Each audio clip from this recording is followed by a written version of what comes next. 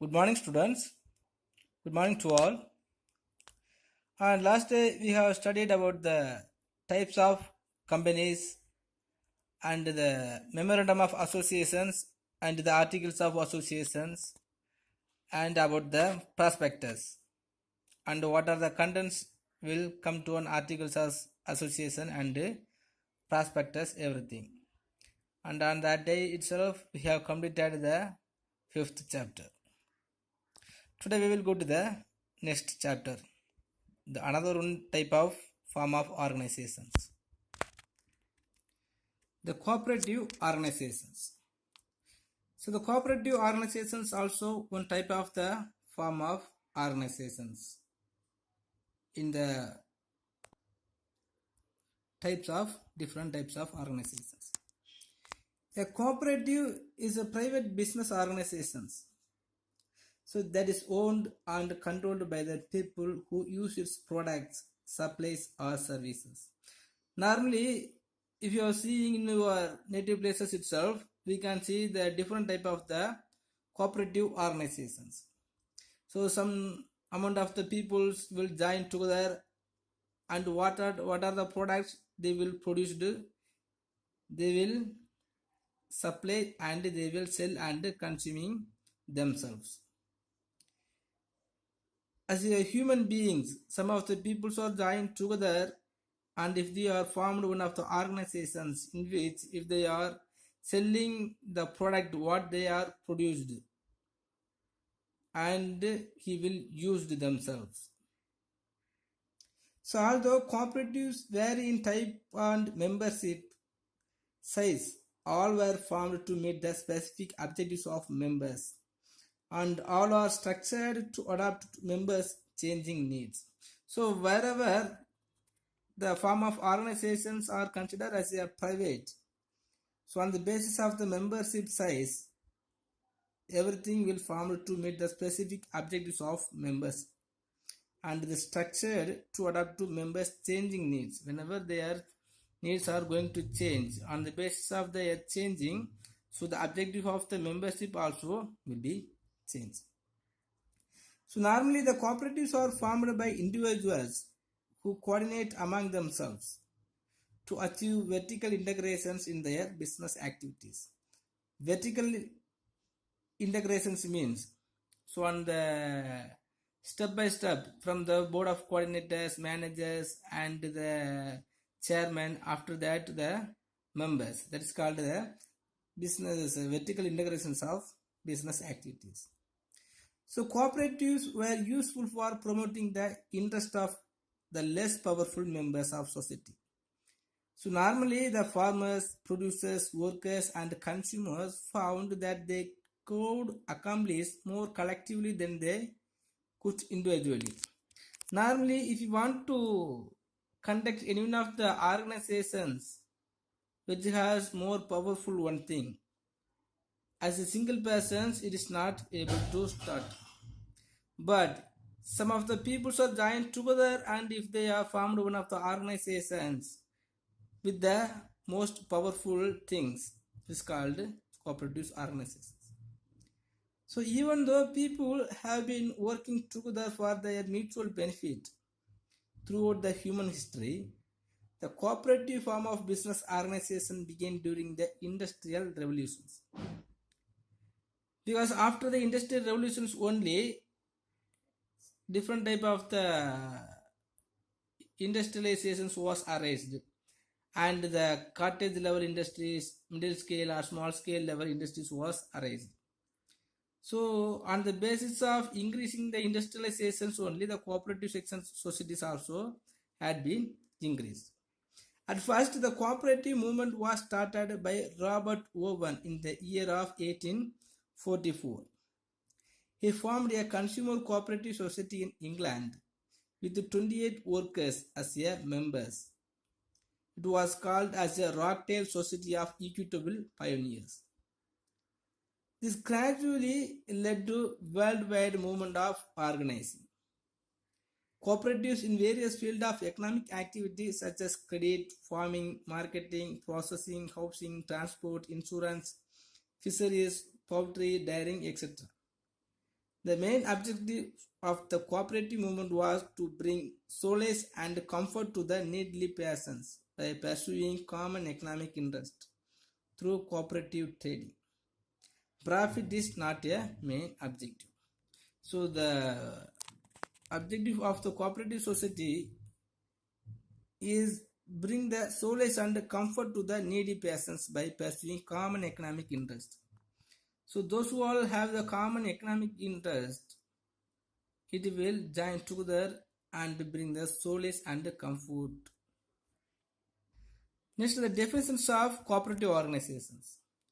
So the cooperative is a form of organization in which the persons voluntarily associate together as human beings on the basis of equality for the promotion of the economic interest of the persons.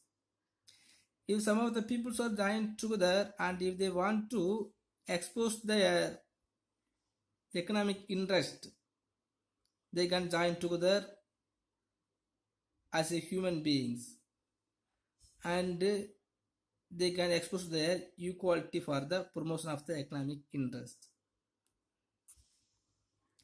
So next, the principles of cooperations.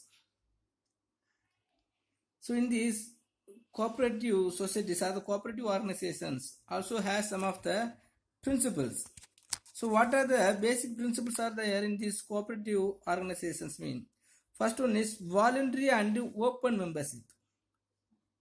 In these cooperatives are voluntary organizations open to all people able to use its services and willing to accept the responsibilities of membership without gender, social, racial, political or religious discriminations.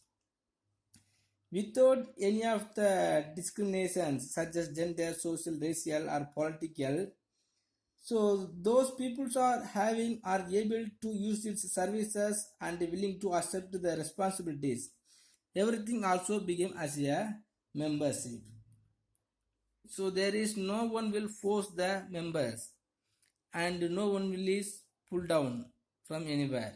So if the peoples voluntarily want to join as a membership, they can join as a members and they can produce, and if they want to produce they can supply to the same cooperative societies, and if they willing to accept all the responsibilities if any, they can take the responsibilities also. Next, democratic member control. So in this cooperative organization, how the member was going to control mean on the basis of democratic way. So the cooperatives are democratic organizations controlled by their members, those who buy the goods or use the services of the cooperatives, who actively participate in the setting policies and making decisions. So the members always will be controlled by the democratic way by their members and those who buy the goods or use the services. Sometimes, so the member always will be controlled each others. Otherwise, some of the members will be actively participate in their setting policies and making decisions or making the rules and regulations on the basis of the democratic way. Okay, so all the members also will be controlled by the member itself in the democratic way. Next, members' economic participations. How the participation of members will be there means the members contribute equally to and democratically control the capital of the cooperative. So in any of the organization, some of the board of directors or the members or any of the leaders may be there. But here, not like so. So the members contribute equally to and democratically control the capital of the cooperative. If any of the capital is earned by the cooperative members by using the shares or by earning the profit by selling the goods sold by the cooperative societies, they will earning some of the capital. The capital will be contribute and controlled by all the members of cooperatives. This benefits members in proportion to the business they conduct with the cooperative rather than on the capital invested. Next, autonomy and independence.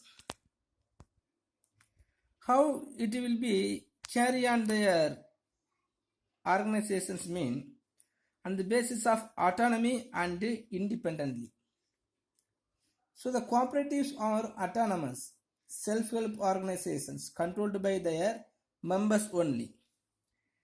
Because without any government interventions, by the members only, their day-by-day activities will be carried on.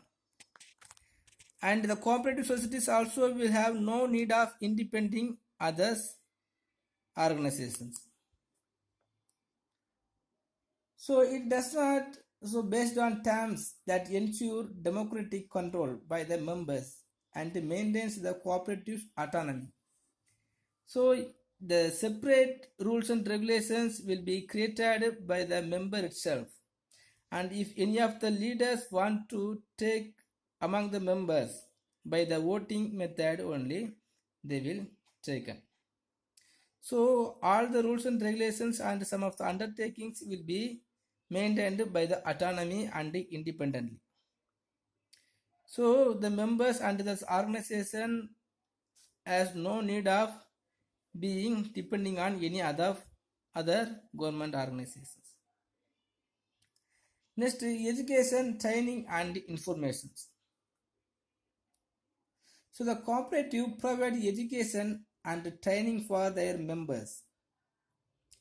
If the members are not having the sufficient level of the educations, the cooperative societies will provide the education facilities. And if the people are being in need of some training to conducting the efficient work on day-by-day activities, the cooperative society itself will be arranged for that. So the elected representative manages and employees so they can contribute effectively to the development of their cooperatives. So the members also inform the general public about the nature and the benefits of cooperatives. How the achievements are going to reach the public means. So all the members also inform the general public about the nature and the benefits of cooperatives. When they are doing like so without making any of the advertisement and making the expenditures, so the public can knows about the nature and the benefits of cooperatives.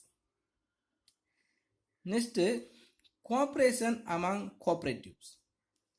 Cooperation among cooperatives.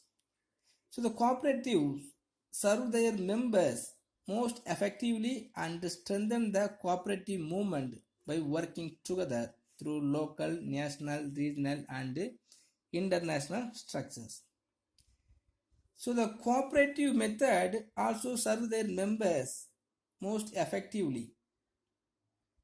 So when they are doing like so, they strengthen the cooperative member movement by working together through local, national, regional and international structures. Because so many of the branches will be located throughout the world or throughout the nations. Okay, so all the peoples are doing the same work together.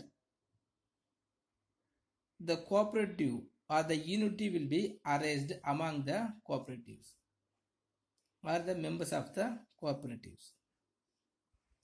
Next, concerns for community.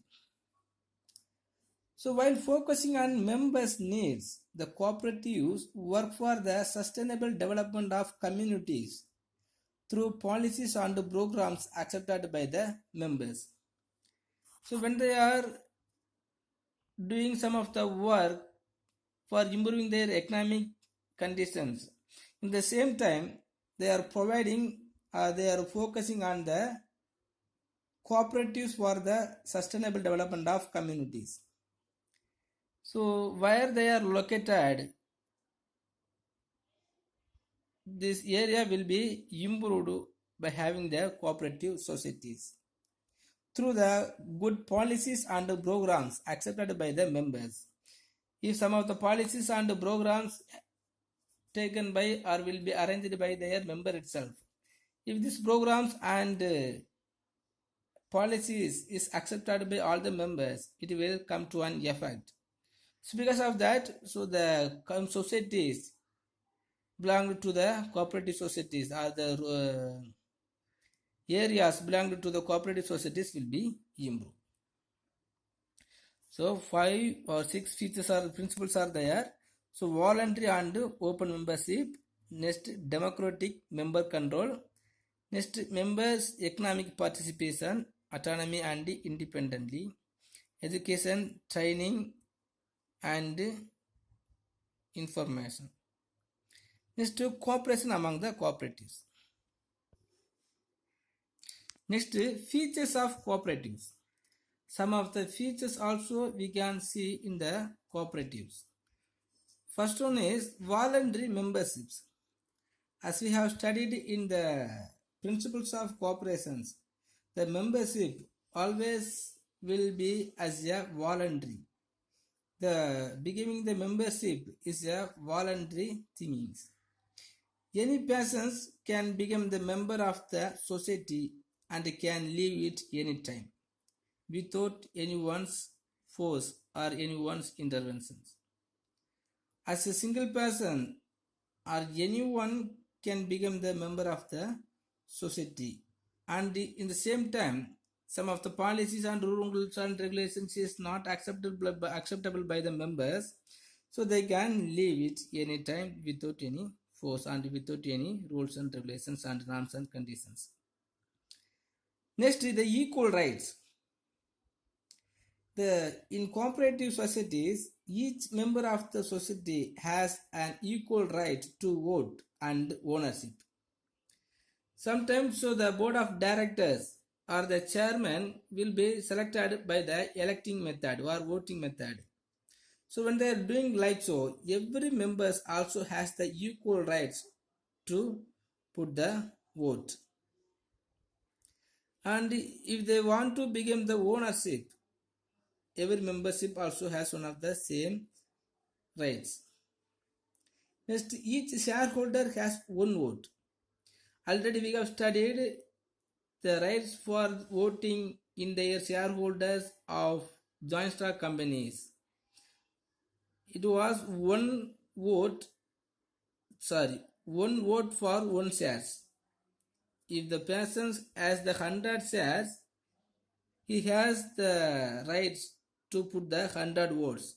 But in cooperative societies, not like that. Each shareholder has only one vote. Even if anybody has any of them has more shares, he has right to put one vote. Next, democracy.